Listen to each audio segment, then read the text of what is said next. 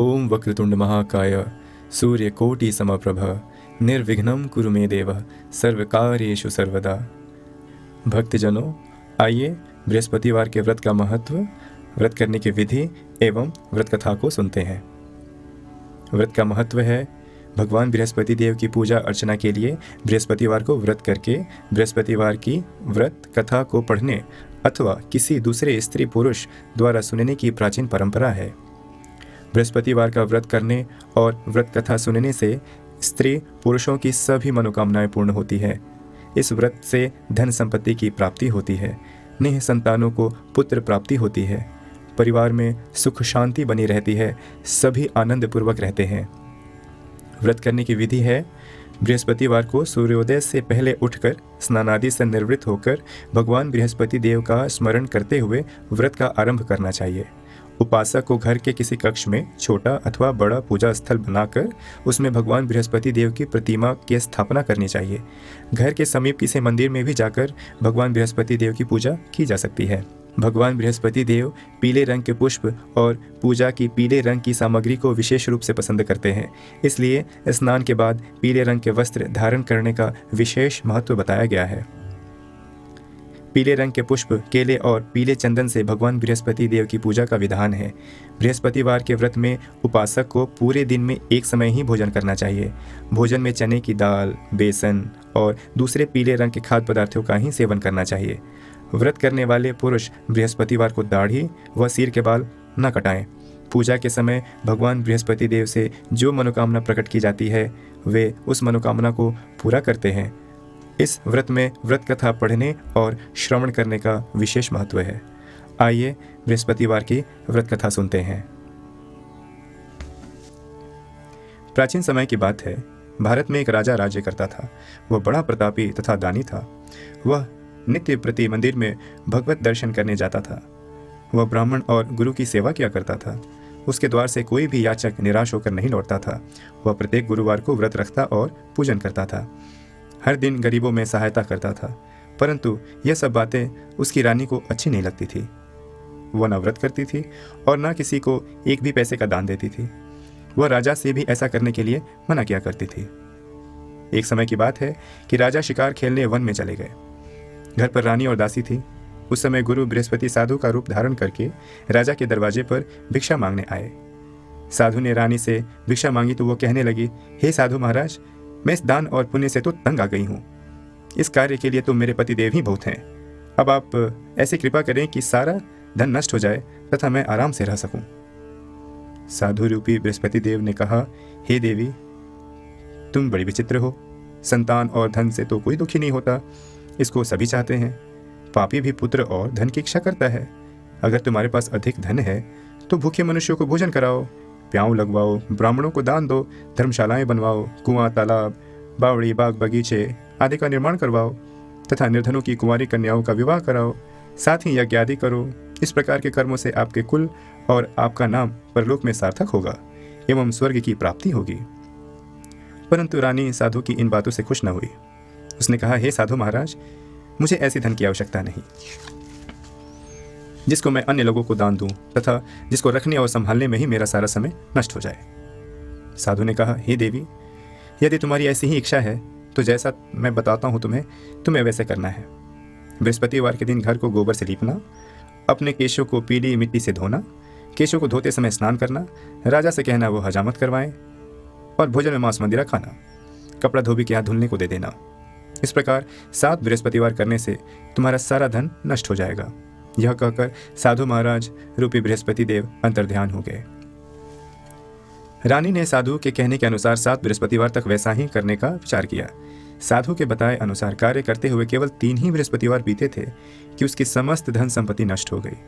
भोजन के लिए दोनों समय परिवार तरसने लगे तथा सांसारिक भोगों से दुखी होने लगे। तब वह राजा रानी से कहने लगा कि हे रानी, तुम यहाँ पे रहो, मैं दूसरे देश को जाता हूँ, क्योंकि यहाँ पर तो मुझे सभी मनुष्य जानते हैं, इसलिए मैं यहाँ कोई कार्य नहीं कर सकता। अब मैं परदेश जा रहा हूँ, वहाँ कोई काम धंधा करूँगा, शायद हमारे भाग्य बदल जाए। ऐसा कहकर राजा परदेश चला गया। वह वहाँ जंगल से लकड़ी काट कर लाता और शहर में बेचता। इस तरह जीवन व्यतीत करने लगा। इधर राजा के बिना रानी और दासियां दुखी रहने लगी। किसी दिन भोजन मिलता और किसी दिन जल पी करके ही रह जाती। एक समय रानी और दासियों को 7 दिन बिना भोजन के व्यतीत करना पड़ा। तो रानी ने अपनी दासी से कहा, हे दासी, यहाँ पास ही के नगर में मेरी बहन रहती है, वह बड़ी धनवान है। तू उसके पास जा और वहां से 5 सेर बेजर मांग कर ले आ, जिससे कुछ समय के लिए गुजारा हो जाएगा। दासी रानी की बहन के पास गई। रानी की बहन उस समय पूजा कर रही थी। बृहस्पतिवार का दिन था। दासी ने रानी की बहन से कहा, हे रानी, मुझे आपकी बहन ने भेजा है, मुझे 5 सेर बेजर दे दो। दासी ने यह बात अनेक बार कही, परंतु रानी की बहन ने कोई उत्तर नहीं दिया, क्योंकि वह उस समय बृहस्पतिवार की कथा सुन रही थी। जब दासी को रानी की बहन ने कोई उत्तर नहीं दिया तो वह बड़ी दुखी हुई। उसे क्रोध भी आया। वह लौटकर रानी से बोली, हे रानी, आपकी बहन तो बड़ी ही घमंडी है, वह छोटे लोगों से बात भी नहीं करती। मैंने उससे कहा तो उसने उत्तर ही नहीं दिया। मैं वापस चली आई। रानी बोली, हे दासी, उसमें उसका कोई दोष नहीं है। जब बुरे दिन आते हैं तब कोई सहारा नहीं देता। अच्छे बुरे का पता तो विपत्ति में ही लगता है। जो ईश्वर की इच्छा होगी वही होगा। यह सब हमारे भाग्य का ही दोष है। उधर रानी की बहन ने सोचा कि मेरी बहन की दासी आई थी, परंतु मैं उससे नहीं बोली। इससे वह अत्यंत दुखी हुई। अतः कथा सुन और विष्णु भगवान का पूजन समाप्त कर वह अपनी बहन के घर आई और कहने लगी, हे बहन, मैं बृहस्पतिवार का व्रत कर रही थी। तुम्हारी दासी घर आई थी, परंतु जब तक कथा होती है तब तक हम लोग न उठते हैं और न बोलते हैं, इसलिए मैं नहीं बोली। कहो दासी, क्यों गई थी? रानी बोली, बहन, हमारे घर अनाज नहीं था। वैसे तुमसे कोई बात तो छुपी है नहीं, इस कारण मैंने दासी को तुम्हारे पास 5 सेर बेजर लेने के लिए भेज दिया था। रानी की बहन बोली, बहन देखो, बृहस्पति भगवान सबकी मनोकामना पूर्ण करते हैं। देखो, शायद तुम्हारे घर में भी अनाज रखा हो। यह सुनकर दासी घर के अंदर गई तो वहां से एक घड़ा बेजर का भरा मिला। उसे बड़ी हैरानी हुई, क्योंकि उसने एक एक बर्तन देख लिया था। उसने बाहर आकर रानी को बताया। दासी अपनी रानी से कहने लगी, हे रानी, देखो, वैसे हमको जब अन्न नहीं मिलता तो हम रोज ही व्रत करते हैं। अगर इनसे व्रत की विधि और कथा पूछ ली जाए तो हम उसे क्या करेंगे? दासी के कहने पर रानी ने अपनी बहन से बृहस्पतिवार के व्रत के बारे में पूछा। उसकी बहन ने बताया, हे रानी बहन, बृहस्पतिवार को सूर्योदय से पूर्व उठकर स्नान करके बृहस्पतिवार का व्रत करना चाहिए, लेकिन उस दिन सिर नहीं धोना चाहिए। बृहस्पतिवार के व्रत में चने की दाल और मुनक्का से भगवान विष्णु का केले के वृक्ष की जड़ में पूजन करें तथा दीपक जलावें। उस दिन एक ही समय भोजन करें। भोजन पीले खाद्य पदार्थ का करें तथा कथा सुने। इस प्रकार करने से गुरु भगवान प्रसन्न होते हैं, अन्न, पुत्र, धन देते हैं, मनोकामना पूर्ण करते हैं। व्रत और पूजन की विधि बताकर रानी की बहन अपने घर को लौट गई। रानी और दासी दोनों ने निश्चय किया कि बृहस्पति देव भगवान का पूजन जरूर करेंगे। 7 दिन बाद जब बृहस्पतिवार आया तो उन्होंने व्रत रखा। घुड़साल में जाकर चना और गुड़ बिन लाई तथा उसकी दाल से केले की जड़ तथा विष्णु भगवान का पूजन किया। अब भोजन पीला कहाँ से आए? दोनों बड़ी दुखी हुई, परंतु उन्होंने व्रत किया था, इस कारण बृहस्पति देव भगवान प्रसन्न थे। एक साधारण व्यक्ति के रूप में वे 2 थालों में सुंदर पीला भोजन लेकर आए और दासी को देकर बोले, हे दासी, ये भोजन तुम्हारे और रानी के लिए है, तुम दोनों करना। दासी भोजन पाकर बड़ी प्रसन्न हुई और रानी से बोली, रानी जी, भोजन कर लो। रानी को भोजन आने के बारे में कुछ नहीं पता था, इसलिए वह दासी से बोली, जा तू ही भोजन कर, क्यों तू हमारी व्यर्थ में हंसी उड़ाती है? दासी बोली, एक व्यक्ति हमें भोजन दे गया। रानी कहने लगी, वो भोजन तेरे लिए ही दे गया है, तू ही भोजन कर। दासी ने कहा, वो व्यक्ति हम दोनों के लिए 2 थालों में भोजन दे गया है, इसलिए मैं और आप दोनों ही साथ साथ भोजन करेंगे। दोनों ने गुरु भगवान को नमस्कार किया और भोजन प्रारंभ किया। उसके बाद से वे प्रत्येक बृहस्पतिवार को गुरु भगवान का व्रत करने और पूजन करने लगी। बृहस्पति भगवान की कृपा से उनके पास धन हो गया, परंतु रानी फिर पहले की तरह से आलस करने लगी। तब दासी बोली, देखो रानी, तुम पहले भी इस प्रकार आलस्य करती थी। तुम्हें धन के रखने में कष्ट होता था, इस कारण सभी धन नष्ट हो गया। अब गुरु भगवान की कृपा से धन मिला है तो फिर तुम्हें आलस्य होता है। बड़ी मुसीबतों के बाद हमने यह धन पाया है, इसलिए हमें दान पुण्य करना चाहिए। तुम भूखे मनुष्य को भोजन कराओ, प्याऊ लगवाओ, ब्राह्मणों को दान दो, कुआं, तालाब, बावड़ी आदि का निर्माण करवाओ, मंदिर पाठशाला बनवाकर दान दो, कुंवारी कन्याओं का विवाह करवाओ, धन को शुभ कार्यों में खर्च करो। इससे तुम्हारे कुल का यश बढ़े और स्वर्ग प्राप्त हो और पितृ प्रसन्न हो। दासी की बात मानकर रानी ने इस प्रकार के कर्म करने प्रारंभ किए। इससे उनका काफी यश फैलने लगा। एक दिन रानी और दासी आपस में विचार करने लगे कि न जाने राजा किस दशा में होंगे, उनकी कोई खोज खबर नहीं है। गुरु भगवान से उन्होंने प्रार्थना की और भगवान ने रात्रि में राजा को स्वप्न में कहा, हे राजा, उठ, तेरी रानी तुझको याद करती है, अब अपने देश को लौट जा। राजा प्रातःकाल उठकर जंगल से लकड़ियां काट कर लाने के लिए जंगल की ओर चल पड़ा। जंगल से गुजरते हुए वह सोचने लगा, रानी की गलती से उसे कितने दुख भोगने पड़े। राजपाट छोड़कर उसे जंगल में आकर रहना पड़ा। जंगल से लकड़ियां काटकर उन्हें बेचकर गुजारा करना पड़ा। उसी समय उस जंगल में बृहस्पति देव एक साधु का रूप धारण कर आए और राजा के पास आकर बोले, हे लकड़हारे, तुम इस सुनसान जंगल में किस चिंता में बैठे हो, मुझे बतलाओ। यह सुन राजा के नेत्रों में जल भर आया और साधु की वंदना कर बोला, हे प्रभु, आप तो सब कुछ जानने वाले हैं। इतना कहकर राजा ने साधु को अपनी संपूर्ण कहानी सुना दी। महात्मा तो दयालु होते हैं। वे राजा से बोले, हे राजा, तुम्हारी पत्नी ने बृहस्पति देव के प्रति अपराध किया था, जिसके कारण तुम्हारी यह दशा हुई। अब तुम किसी प्रकार की चिंता मत करो, भगवान तुम्हें पहले से अधिक धन देंगे। देखो, तुम्हारी पत्नी ने बृहस्पतिवार का व्रत करना प्रारंभ कर दिया है। अब तुम भी बृहस्पतिवार का व्रत करके चने की दाल व गुड़ जल के लोटे में डालकर केले का पूजन करो, फिर कथा कहो या सुनो। भगवान तुम्हारी सब मनोकामनाओं को पूर्ण करेंगे। साधु को प्रसन्न देखकर राजा बोला, हे प्रभु, मुझे लकड़ी बेचकर इतना पैसा अभी नहीं बचता जिससे मैं भोजन के उपरांत कुछ बचा सकूं। मैंने रात्रि में अपने रानी को व्याकुल देखा है। मेरे पास कोई साधन नहीं जिससे मैं समाचार जान सकूं। फिर मैं बृहस्पति देव की क्या कहानी कहूं, मुझको तो कुछ भी मालूम नहीं है। साधु ने कहा, हे राजा, तुम किसी बात की चिंता मत करो। बृहस्पतिवार के दिन तुम रोजाना की तरह लकड़ियां लेकर शहर में जाओ। तुम्हें रोज से 2 गुना धन प्राप्त होगा, जिससे तुम भली भांति भोजन कर लोगे तथा बृहस्पति देव की पूजा का सामान भी आ जाएगा। और बृहस्पतिवार की कथा इस प्रकार है। बृहस्पति देव की कथा। प्राचीन काल में एक बहुत ही निर्धन ब्राह्मण रहता था। उसके कोई संतान नहीं थी। वह नित्य पूजा पाठ करता, परंतु उसकी स्त्री बहुत मलिनता के साथ रहती थी। वह न स्नान करती और न किसी देवता का पूजन करती। प्रातःकाल उठते ही सर्वप्रथम भोजन करती, बाद में कोई अन्य कार्य करती। ब्राह्मण देवता बहुत दुखी रहते थे। पत्नी को बहुत समझाते, किंतु उसका कोई परिणाम न निकला। भगवान की कृपा से ब्राह्मण की स्त्री के कन्या उत्पन्न हुई। वह कन्या अपने पिता के घर में बड़ी होने लगी। वह बालिका प्रातः स्नान करके भगवान विष्णु का जाप करती। वह बचपन से ही बृहस्पतिवार का व्रत भी करने लगी। पूजा पाठ समाप्त कर स्कूल जाती तो अपनी मुट्ठी में जौ भर के ले जाती और पाठशाला के मार्ग में डालती जाती। वही जौ स्वर्ण के हो जाते तो लौटते समय उन्हें बिनकर ले आती।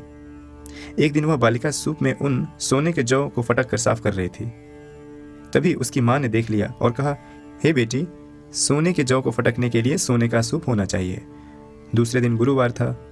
इस कन्या ने व्रत रखा और बृहस्पति देव से प्रार्थना करके कहा, हे प्रभु, यदि मैंने सच्चे मन से आपकी पूजा की हो तो मुझे सोने का सूप दे दो। बृहस्पति देव ने उसकी प्रार्थना स्वीकार की। रोजाना की तरह वह कन्या जौ फैलाती हुई स्कूल चली गई। स्कूल से लौटकर जब वो जौ बिन रही थी तो उसे बृहस्पति देव जी की कृपा से सोने का सूप मिला। उसे वह घर ले आई और उससे जौ साफ करने लगी, परंतु उसकी माँ का वह ढंग रहा। एक दिन की बात है, वह कन्या सोने के सूप में जौ साफ कर रही थी। उस समय उस नगर का राजकुमार वहां से होकर निकला। इस कन्या के रूप और सोने के सूप में जौ को साफ करते देखकर वह उस कन्या पे मोहित हो गया।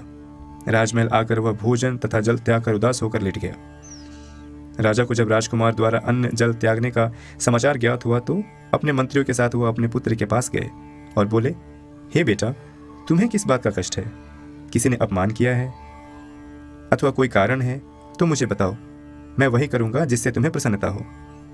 राजकुमार ने अपने पिता की बातें सुनी तो वो बोला, मुझे आपकी कृपा से किसी बात का कष्ट नहीं है। किसी ने मेरा अपमान नहीं किया, परंतु मैं उस लड़की के साथ विवाह करना चाहता हूं जो सोने के सूप में जौ साफ कर रही थी। यह सुन राजा आश्चर्य में पड़ गया और बोला, हे बेटा, इस तरह की कन्या का पता तुम ही लगाओ, मैं उसके साथ तुम्हारा विवाह अवश्य करवा दूंगा। राजकुमार ने राजा को उस लड़की के घर का पता बताया। मंत्री उस लड़की के घर गए और राजा का आदेश ब्राह्मण को सुनाया। कुछ ही दिन बाद ब्राह्मण की कन्या का विवाह राजकुमार के साथ संपन्न हो गया। कन्या के घर से जाते ही उस ब्राह्मण देवता के घर में पहले के भांति ही गरीबी का निवास हो गया। अब भोजन के लिए भी अन्न बड़ी मुश्किल से मिलता था। एक दिन दुखी होकर ब्राह्मण अपनी पुत्री से मिलने गया। बेटी ने पिता की दुखी अवस्था को देखा और अपनी माँ का समाचार पूछा। ब्राह्मण ने सभी हाल कहा। कन्या ने बहुत सा धन देकर अपने पिता को विदा कर दिया। इस तरह ब्राह्मण का कुछ समय सुखपूर्वक व्यतीत हुआ, लेकिन कुछ दिन बाद फिर वही हाल हो गया। ब्राह्मण फिर अपनी कन्या के यहाँ गया और सभी हाल कहा तो पुत्री बोली, हे पिताजी, आप माताजी को यहाँ लेकर आइए, मैं उन्हें वह विधि बता दूंगी जिससे गरीबी दूर हो जाए। ब्राह्मण देवता अपनी स्त्री को साथ लेकर अपनी पुत्री के पास राजमहल पहुंचे तो पुत्री अपनी माँ को समझाने लगी, हे माँ, तुम प्रातःकाल उठकर प्रथम स्नानादि करके भगवान विष्णु का पूजन करो तो सब दरिद्रता दूर हो जाएगी। परंतु उसकी माँ ने उसकी एक नहीं सुनी। वह प्रातःकाल उठकर अपनी पुत्री का बचा जूठा भोजन खा लेती थी। एक दिन उसकी पुत्री को बहुत गुस्सा आया। उसने एक रात एक कोठरी से सारा सामान निकाल दिया और अपनी माँ को उसके अंदर बंद कर दिया। प्रातःकाल उसमें से उसे निकाला तथा स्नानादि करा के पूजा पाठ करवाया तो उसकी माँ की बुद्धि ठीक हो गई। इसके बाद वह नियम से पूजा पाठ करती और प्रत्येक बृहस्पतिवार को व्रत रखने लगी। इस व्रत के प्रभाव से उसकी माँ भी बहुत धनवान हो गई और बृहस्पति देवता की कृपा से स्वर्ग को प्राप्त हुई। वह ब्राह्मण भी सुखपूर्वक इस लोक में सुख भोग कर स्वर्ग को प्राप्त हुआ। इस तरह कहानी कहकर साधु देवता वहां से लोप हो गए। धीरे धीरे समय व्यतीत होने पर फिर बृहस्पतिवार का दिन आया। राजा जंगल से लकड़ी काटकर किसी शहर में बेचने गया। उसे उस दिन और दिनों से ज्यादा धन मिला। राजा ने चना, गुड़ आदि लाकर बृहस्पतिवार का व्रत किया। उस दिन से उसके सभी क्लेश दूर हुए। परंतु जब अगला गुरुवार का दिन आया तो वह बृहस्पतिवार का व्रत करना भूल गया। इस कारण बृहस्पति भगवान नाराज हो गए।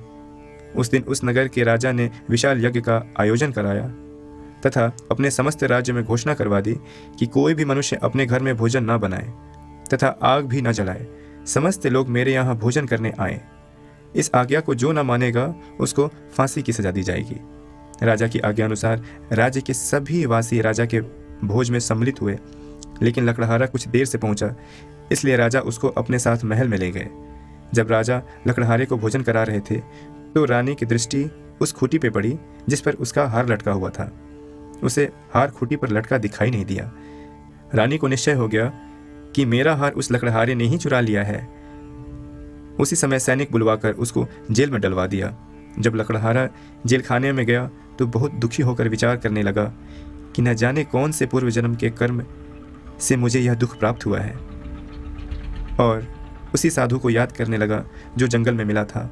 तत्काल बृहस्पति देव साधु के रूप में प्रकट हुए और उसकी दशा को देखकर कहने लगे, अरे मूर्ख, तूने बृहस्पति देव की कथा नहीं की, इस कारण तुम्हें यह दुख प्राप्त हुआ है। अब चिंता मत कर, बृहस्पतिवार के दिन जेलखाने के दरवाजे पर 4 पैसे पड़े मिलेंगे। उनसे तू बृहस्पति देव की पूजा करना तो तेरे सभी कष्ट दूर हो जाएंगे। अगले बृहस्पतिवार उसे जेल के पास 4 पैसे पड़े मिले। राजा ने पूजा का सामान मंगवा कर कथा कही और प्रसाद बांटा। उसी रात्रि को बृहस्पति देव ने उस नगर के राजा को स्वप्न में कहा, हे राजा, तूने जिस आदमी को जेलखाने में बंद कर रखा है वह निर्दोष है, वह राजा है, उसे छोड़ देना। रानी का हार उसी खूंटी पर लटका हुआ है। अगर तू ऐसा नहीं करेगा तो मैं तेरे सारे राज्य को नष्ट कर दूंगा। राजा प्रातःकाल उठा और खूंटी पर हार टंगा देखकर लकड़हारे को बुलाकर क्षमा मांगी तथा राजा के योग्य सुंदर वस्त्र आभूषण भेंट कर उसे विदा किया। गुरुदेव की आज्ञा अनुसार राजा अपने नगर को चल दिया। राजा जब नगर के निकट पहुंचा तो उसे बड़ा ही आश्चर्य हुआ। नगर में पहले से अधिक बाग, तालाब, कुएं तथा बहुत सारे धर्मशालाएं, मंदिर आदि बने हुए थे। राजा ने पूछा, यह किसका बाग है और यह किसका धर्मशाला है? तब नगर के सब लोग कहने लगे कि ये सब रानी और दासी द्वारा बनवाए गए हैं। राजा को आश्चर्य हुआ और गुस्सा भी आया। जब रानी ने यह खबर सुनी कि राजा आ रहे हैं तो उसने अपनी दासी से कहा, हे दासी, देख राजा हमको कितनी बुरी हालत में छोड़ गए थे। वो हमारी ऐसी हालत देखकर लौट ना जाए, इसलिए तू दरवाजे पे खड़ी हो जा।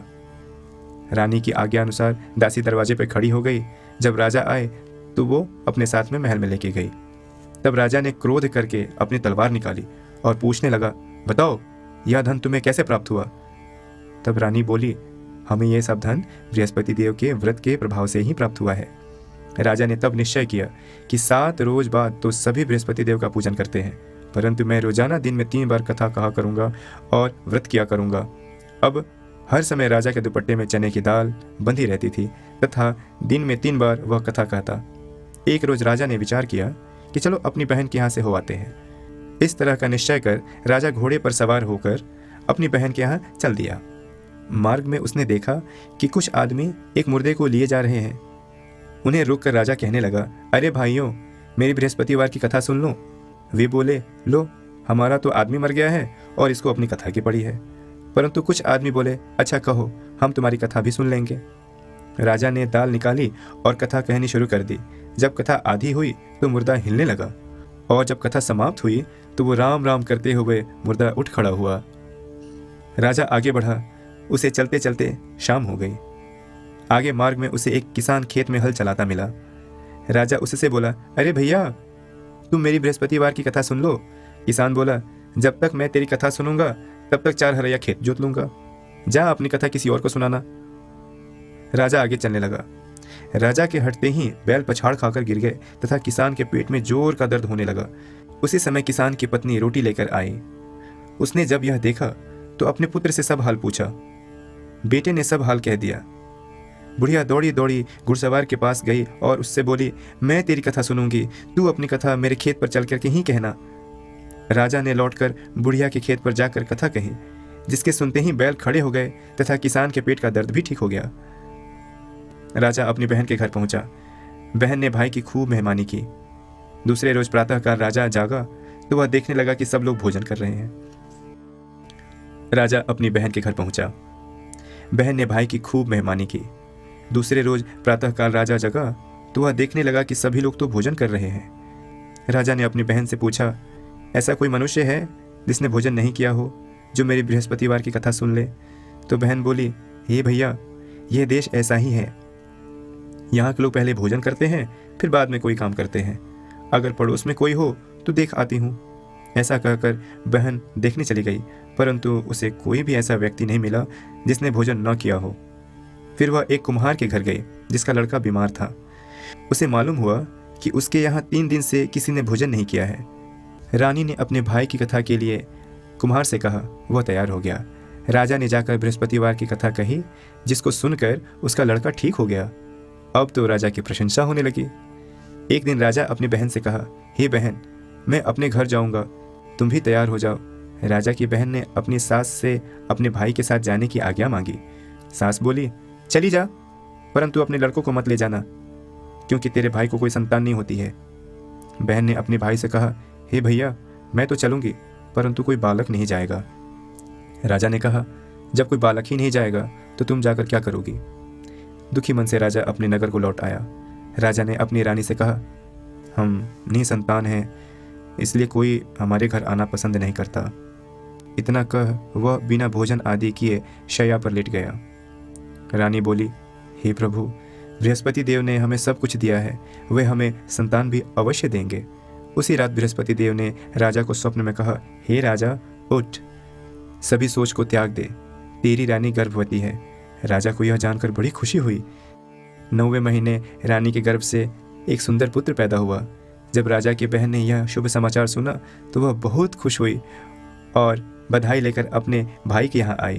तभी रानी ने कहा, घोड़ा चढ़कर नहीं आई, गधा चढ़कर आई।